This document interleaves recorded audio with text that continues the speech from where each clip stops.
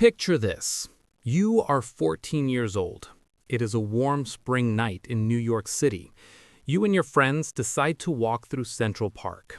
Not to cause trouble, not to start anything, just to be outside, just to feel the night, just to do what teenagers have always done in every city in the world, which is to say, completely and recklessly and without any thought of what might be waiting for you on the other side of the evening.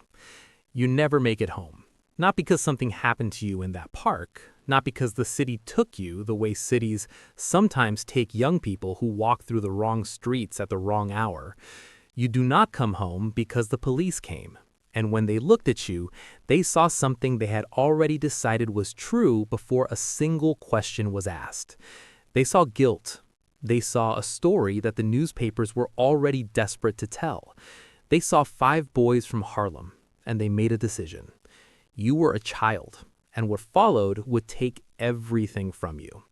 This is not just a story about a crime. This is a story about 5 boys, 5 completely innocent boys who had their childhoods taken from them, their freedom taken from them, their names taken from them, by a justice system that was supposed to protect them. It is a story about what fear does to a city, about what pressure does to the people who are supposed to find the truth, about what happens when the loudest voices in the room decide the verdict before the trial has even begun. This is the story of Antron McCray, Kevin Richardson, Yusef Salaam, Raymond Santana, and Corey Wise. 5 boys, 5 lives, one enormous, catastrophic injustice.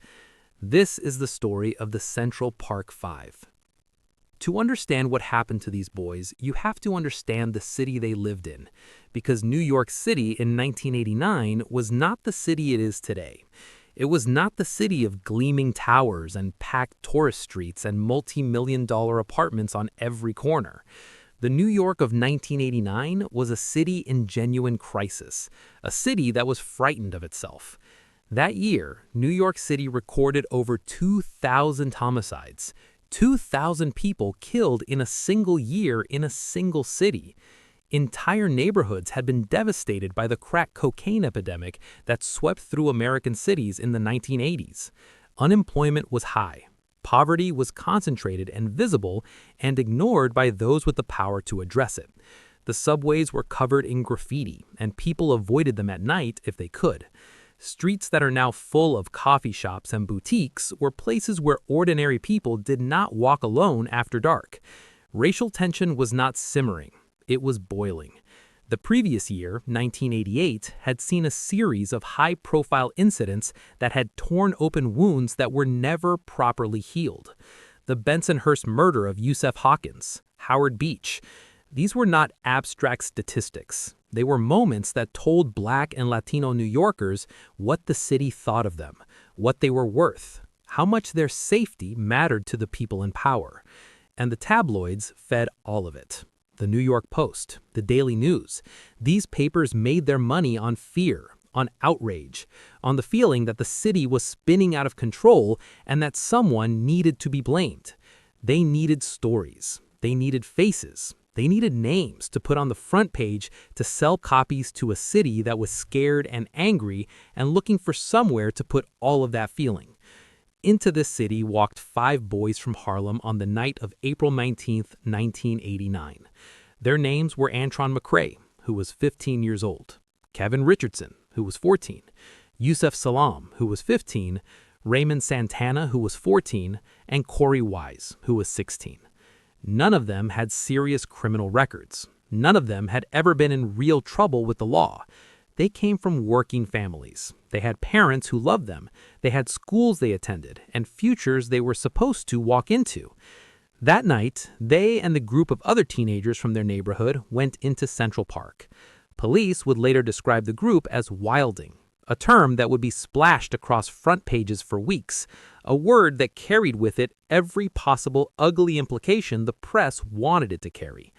What actually happened was far more ordinary. A group of young people, loud and boisterous the way young people are, moving through the park. Some of them were involved in minor altercations with cyclists and joggers near the northern end of the park. The police were called. And then something else happened that night, something entirely separate, something that had nothing at all to do with these 5 boys. A 28-year-old investment banker named Trisha Maley went for a jog in the southern part of Central Park. She ran there regularly. It was something she did to decompress after long days at work. She was athletic, determined, someone who did not let the fear that gripped so many New Yorkers keep her indoors. She went for her run. She did not come back. Hours later, a group of people walking through the park found her near a ravine at the 102nd Street cross drive. What they found was almost impossible to describe. She had been beaten so savagely that her skull was fractured. She had been sexually assaulted. She had lost 3/4 of the blood in her body. She was barely alive. When the paramedics arrived, her core body temperature had dropped so low that they were not sure they could save her. She was rushed to Metropolitan Hospital, where she was placed in a coma. Doctors told her family to prepare for the worst. When she finally awoke, nearly 2 weeks later, she remembered nothing. Not the attack, not her attacker, not the moments before or after. The trauma to her brain had erased it entirely. There was no memory to draw from, no description to work with, just the wounds and the evidence at the scene. The city erupted. The tabloids did not wait for facts. Within hours, the narrative was already being written. A group of wild teenagers from Harlem had attacked an innocent woman jogging in Central Park. The story had every element the newspapers needed: youth, race, violence, a sympathetic victim, a terrifying setting. The Post ran with it. The Daily News ran with it. Television news picked it up and amplified it. By the following morning, before a single arrest had been made, before a single suspect had been questioned, before a single piece of evidence had been examined, New York had already decided what had happened. The police commissioner was under extraordinary pressure. The mayor was under pressure. Every person in a position of authority in the city knew that the public wanted someone held responsible, and they wanted it immediately. The investigation that followed was not designed to find the truth. It was designed to confirm what everyone had already decided. Those 5 boys from Harlem, already in police custody for their presence in the park that night, were about to become the answer to that pressure. What happened in the interrogation rooms of the Central Park precinct over the next 30 hours is one of the most disturbing and meticulously documented examples of coerced false confession in American legal history. The 5 boys were separated and questioned individually. In some cases, questioning continued for more than 20 hours without adequate sleep, without food, without proper access to attorneys, and in the cases of the younger boys, without their parents present for significant portions of the process. They were children. Some of them had never been in a police station before. They were terrified in the way that only someone who has never been in that situation can be terrified, which is completely, overwhelmingly, without any frame of reference for what was happening to them or how to make it stop. The detectives used techniques that are entirely legal in the United States. They lied. They told each boy separately that the other boys had already confessed and implicated them. They told them that if they just admitted to being present, just said they had witnessed something, things would go easier for them. They told them they could go home if they cooperated. They created the impression that resistance was pointless, that the outcome was already decided, that the only variable was how much trouble each boy was willing to bring on himself by refusing to talk. This is called the Reed technique. It was developed in the 1950s and has been taught to law enforcement agencies across the United States for decades. It is extraordinarily effective at producing confessions. It is also extraordinarily effective at producing false ones. Research on wrongful conviction has consistently found that false confessions are a contributing factor in a shocking percentage of exonerations, particularly among juveniles, particularly among people who are isolated, exhausted, and frightened. One by one, the boys broke. Not because they were guilty, not because they had anything to confess, but because they were children who had been awake for most of a day and a night, in a room with adults who had all the authority and all the power, being told that the only way out was through cooperation. and because they're young minds, not yet fully developed, not yet capable of the kind of long-term strategic thinking that would have told them to hold firm. They chose the path that seemed to offer the fastest relief from an unbearable situation. They gave confessions, taped on video, statements that appeared on the surface to be admissions of involvement in the attack on Trisha Meili. But here's what anyone who watched those tapes closely would have seen immediately had they been looking for the truth, rather than confirmation of what they already believed.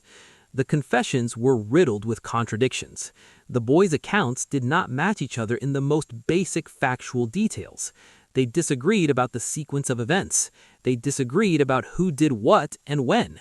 They described the attack happening at locations that did not match where Trisha Meili was actually found. Some of them placed the attack at a time that conflicted with the physical evidence at the scene. None of them could accurately describe her clothing. None of them knew details that the real attacker would certainly have known. And then there was the DNA. Investigators collected biological evidence from the crime scene and from Trisha Meili's body.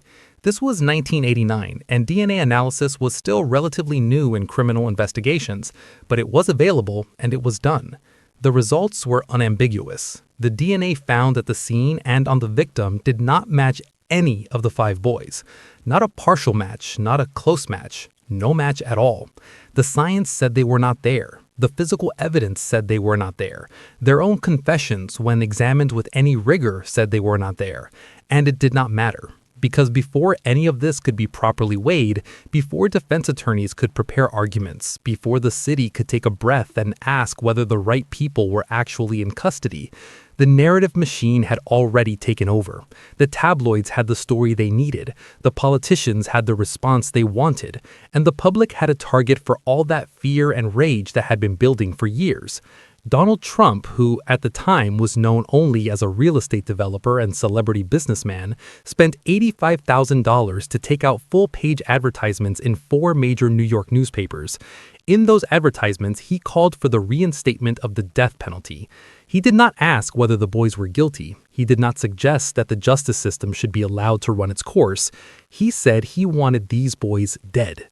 He wrote those words and paid to have them printed while the boys were still awaiting trial, while they were still legally innocent, while the evidence against them was already falling apart for anyone paying attention.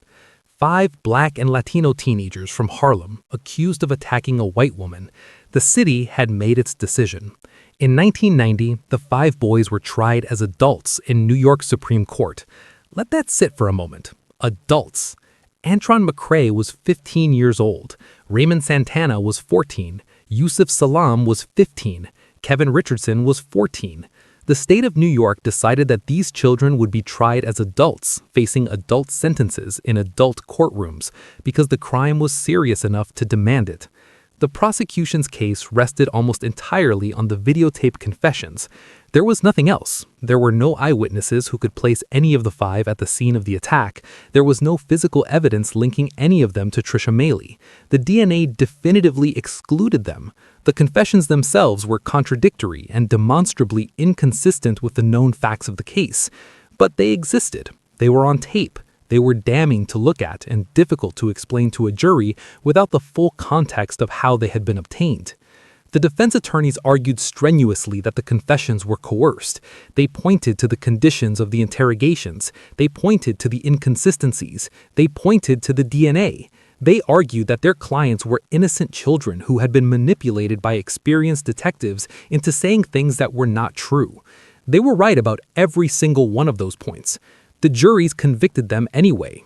Antron McCrae, guilty of rape, assault, robbery, and riot. Kevin Richardson, guilty of attempted murder, rape, assault, and robbery. Yusuf Salam, guilty of rape, assault, robbery, and riot. Raymond Santana, guilty of rape and robbery. Corey Wise, guilty of sexual abuse, assault, and riot. The 4 younger boys were sentenced to juvenile detention facilities.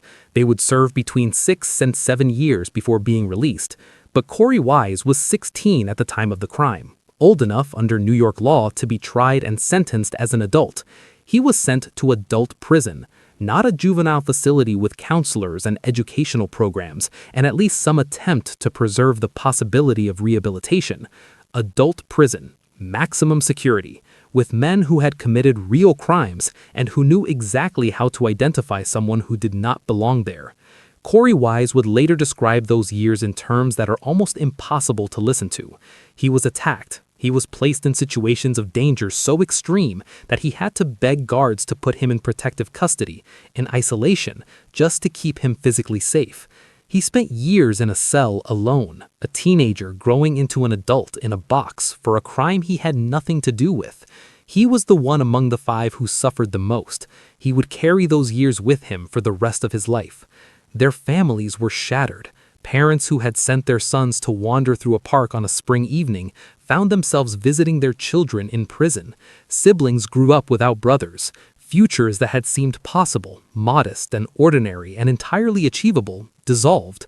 The boys were gone, and the real attacker was somewhere out there in the city, completely free, completely unknown, completely untouched by what had happened. Years passed. This is always the part of these stories that is the hardest to sit with. Not the dramatic moments of arrest and trial and conviction, terrible as those are, but the years, the slow grinding passage of time while innocent people sit in cells and the world continues without them. The missed birthdays and graduations and first jobs and first apartments. The relationships that cannot be formed or that form and then break under the impossible weight of what has happened. The small daily humiliations of incarceration piled one on top of another until they form a mountain that never entirely goes away even after the cell door opens. The 4 younger boys were released at different points between 1994 and 1996. Corey Wise was released in 2002, having served his full sentence. But release was not freedom, not really. Their convictions still stood on the record. Their names were still on registries. Background checks returned their names with their offenses attached. Jobs that might have been available to them were closed off. Landlords who might have rented to them refused. Relationships that might have grown were poisoned by the history that followed them everywhere, like a shadow that never shortened, no matter what direction the light came from. The parole boards offered something like relief. An earlier release was available to them if they would simply admit their guilt, acknowledge what they had done, express remorse, take responsibility. It would have been the rational calculation from a certain cold and pragmatic point of view. Say the words, get out sooner, and try to begin rebuilding. Every single one of them refused. Antron McCrae refused. Kevin Rickardson refused. Yusuf Salam refused. Raymond Santana refused. Corey Wise refused. Because admitting guilt would have been a lie, and they had already had enough lies told about them by people with more power than they had. They knew the truth of what they had done on April 19, 1989, which was nothing. They had been in that park and they had gone home, and something terrible happened that night that had nothing to do with them. They knew it, and no amount of pressure from the parole system could make them say otherwise. There is something in that refusal that matters, something that tells you more about who these young men actually were than any of the caricatures painted of them by newspapers and prosecutors, because that refusal cost them. It meant more time, it meant harder conditions, it meant watching the possibility of earlier freedom slip away because they would not speak a lie that the system desperately wanted them to speak. And they held firm anyway, because the truth was the only thing that had not been taken from them, and they were not going to give it up. They knew the truth even when the world refused to. Then, in 2002, the truth finally found its voice. A man named Matias Reyes was already inside the New York State prison system. He was serving a sentence of 33 1/3 years to life, convicted of a series of rapes and a murder in East Harlem in the late 1980s and early 1990s. He was known inside the prison system. He had been inside for years, and in 2002, he approached prison authorities and told them he had something to say. What he said changed everything. He told them that he had attacked Trisha Maley in Central Park on the night of April 19, 1989, that he had acted alone, that the 5 men who had been convicted of the crime had nothing to do with it, that he had been in that park and he had found her jogging and he had done what he was convicted of doing to her. He gave details of the crime, specific, verifiable, accurate details that not one of the 5 convicted men had ever been able to provide in their confessions because they had not been there. Why did he come forward? That question has never been fully answered to everyone's satisfaction. There are theories. He had become a born-again Christian in prison and felt the weight of what he had allowed to happen. He had known Corey Wise from before, and when Wise arrived in the same prison system years earlier, the guilt had become impossible to contain. He knew his existing sentence meant he would likely never be free regardless of what happened next. Whatever the reason, he came forward. He told the truth, and the truth was exactly what the 5 men had been saying for a decade. DNA testing was done immediately. The biological evidence from the 1989 crime scene was tested against Matias Reyes.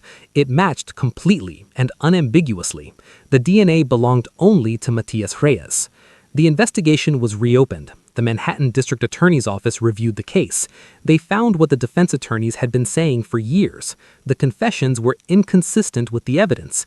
The crime scene evidence had always pointed away from the 5 convicted men, and now there was a confession from the actual perpetrator, supported by DNA evidence that left no room for doubt. December 19, 2002, a judge vacated all 5 convictions.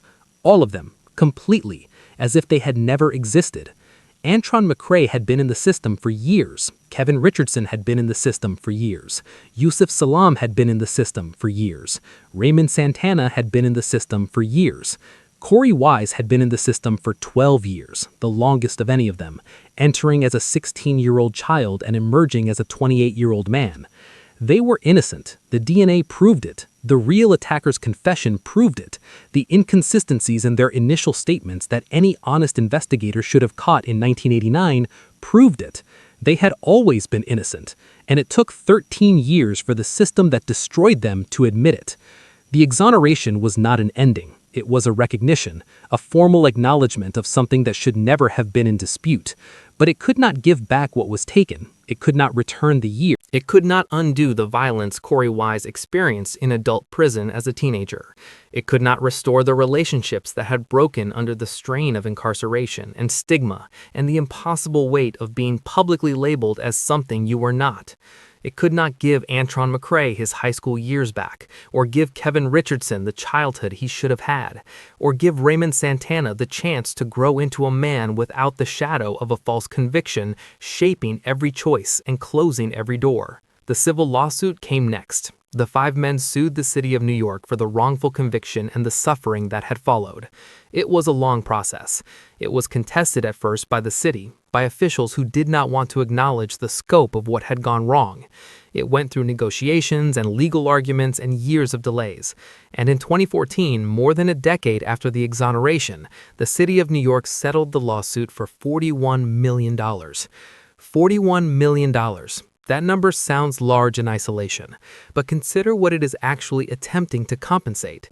It is attempting to pay for a 14-year-old boy taken from his family and locked in a cell for years, for a 16-year-old placed in adult prison where he was subjected to violence so severe he had to choose between isolation and physical harm. For the jobs never offered, the relationships that collapsed, the years of being followed everywhere by a conviction that said you were something you were never, have never been, and could never be. For the nightmares that do not stop when the judge signs the paperwork.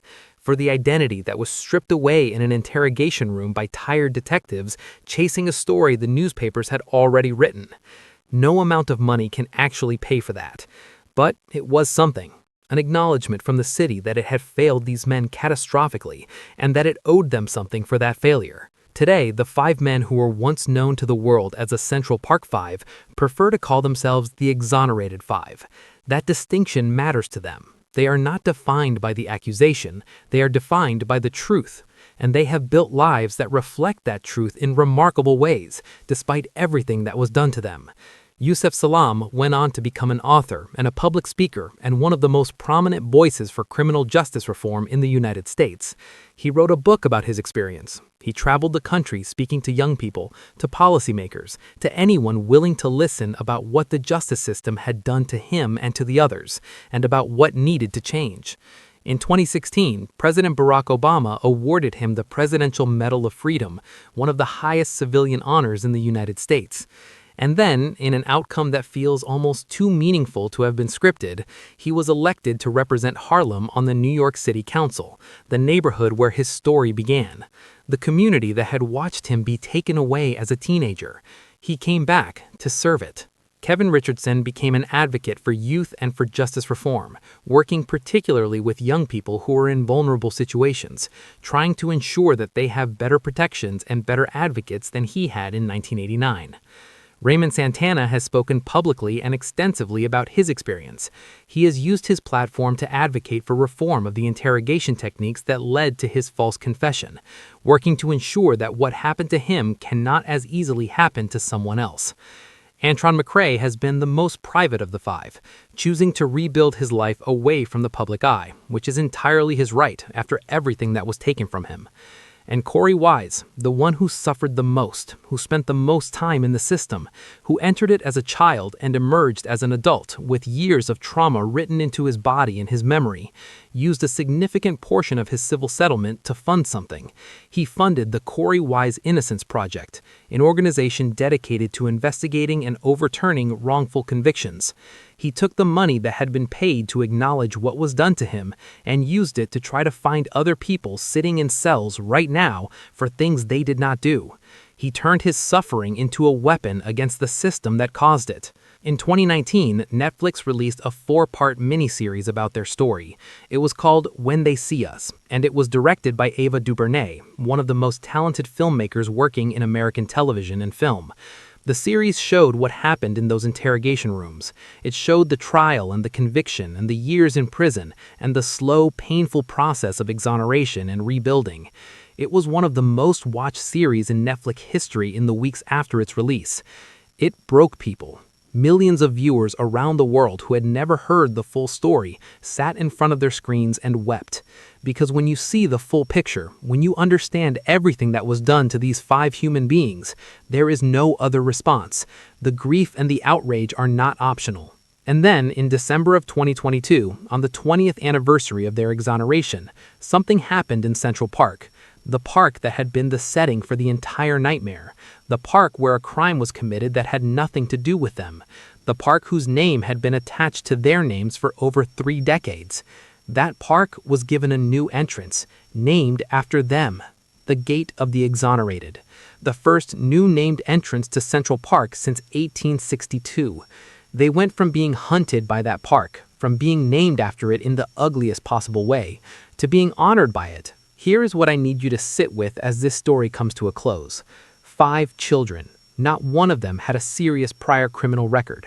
Not one of them could be connected to the scene by physical evidence. The DNA explicitly excluded them. The confessions they gave were full of contradictions that pointed directly to their innocence rather than their guilt. Every single thing about the evidence, examined honestly, pointed away from them.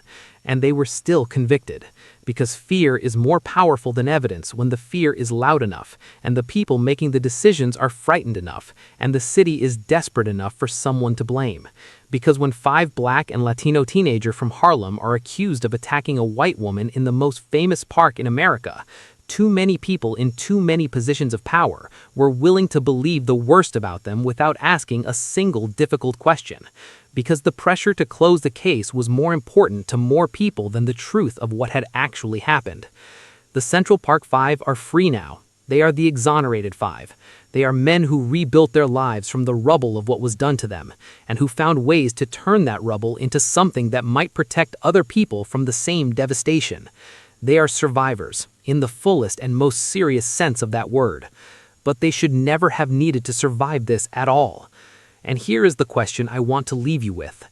If this happened to these 5 children, with all of the inconsistencies and all of the DNA evidence and all of the obvious problems with the case, if the system was willing to convict 5 innocent children and keep them convicted for over a decade, then how many are there?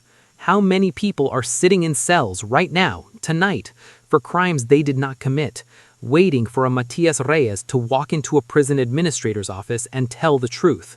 How many families are visiting someone through a glass window and holding on to the knowledge that the person on the other side is innocent, and finding that knowledge makes it better and worse at the same time? That is the question this channel exists to ask.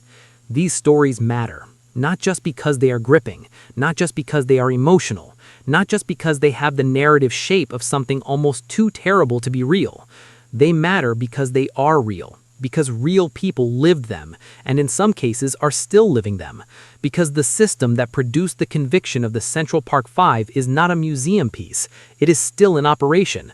It still has the same pressures and the same incentive structures and the same human tendencies to take the path that confirms what we already believe, rather than the harder path of actually finding the truth. Awareness is not enough on its own, but it is where change begins. You cannot fix something you don't know is broken. You cannot demand better from a system you never thought to question. And that's what these stories do. They force the question. They make the failure impossible to look away from. They take something that is easy to ignore from a distance and bring it close enough that you no longer can pretend it doesn't affect you. Because it does affect you. It affects all of us. A justice system that is capable of what was done to these 5 boys is a justice system that is capable of it again. And the only thing standing between that and a different outcome is people who know the story and refuse to let it be forgotten. If this story moved you, please share this video. Send it to someone who has never heard it. Talk about it. Because the first step to justice, in any of these cases, is making sure the people who need to hear it actually do. And this has been the story of the Central Park Five. Stay curious, stay angry, stay human. There is something else I want to say before this ends, something that doesn't fit neatly into the timeline of events, but that matters as much as anything else in this story. We talk a lot about justice systems in the abstract.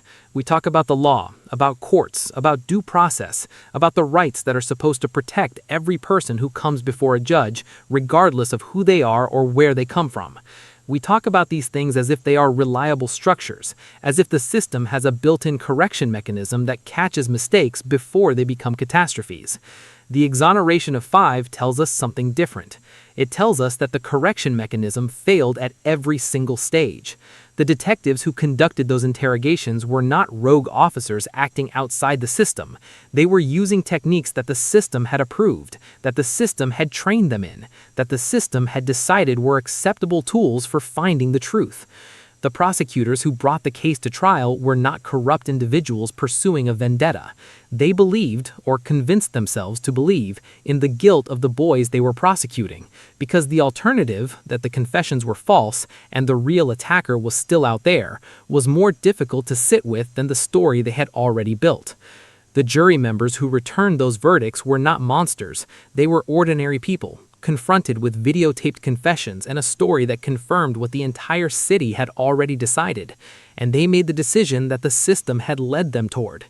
The failure was not a failure of individual bad actors. It was a failure of the entire structure, and that is the harder lesson to absorb because it does not give us a villain to blame and walk away from. It gives us a system that needs to be examined and questioned and reformed, which is far more difficult and far more uncomfortable than finding one bad person and pointing at them. The Innocence Project, which was founded in 1992, has since used DNA evidence to exonerate more than 200 people in the United States who were wrongfully convicted of serious crimes. 200 people whose names were taken from them, whose freedom was taken from them, whose years were consumed by a system that was supposed to protect them.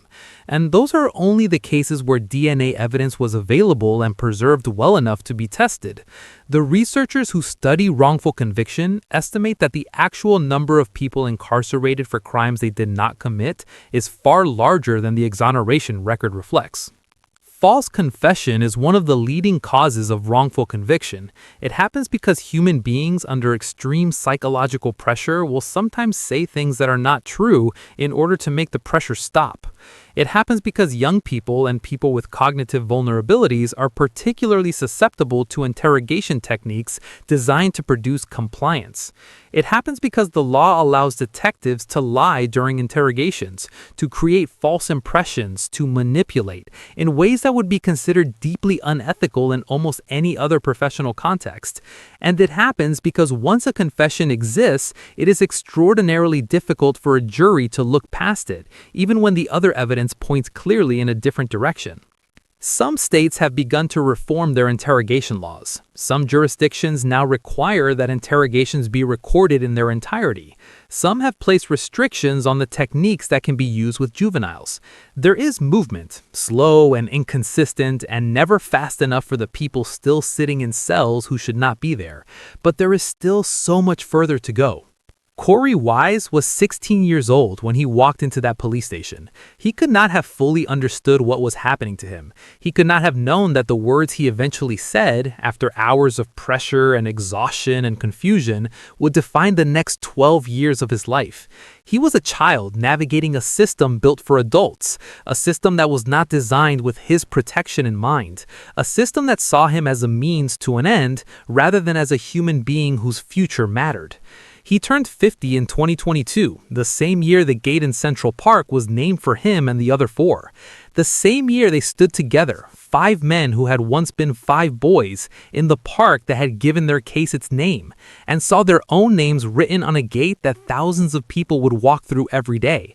5 men who had been failed by every institution that was supposed to protect them, who had held on to the truth through everything that was designed to make them let go of it, who had found ways to rebuild and to give back, and to keep fighting even after the fight had cost them so much. If that is not a story worth telling, I do not know what is. This channel exists because these stories matter, because the people in them were real, and the injustices done to them were real, and the systems that enabled those injustices are still real and still operating and still capable of the same failures.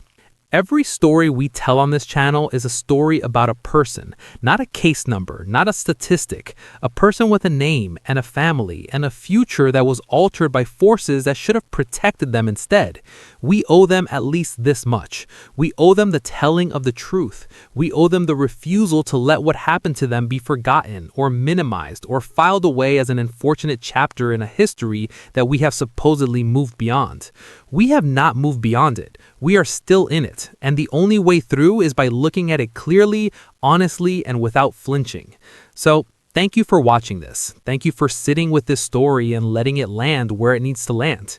If it made you angry, that anger is appropriate. If it made you grieve, that grief is appropriate. And if it made you want to do something, to learn more, to share this video, to look into the organizations doing the work of exonerating the wrongfully convicted and reforming the systems that produce them, then this video has done what it was meant to do.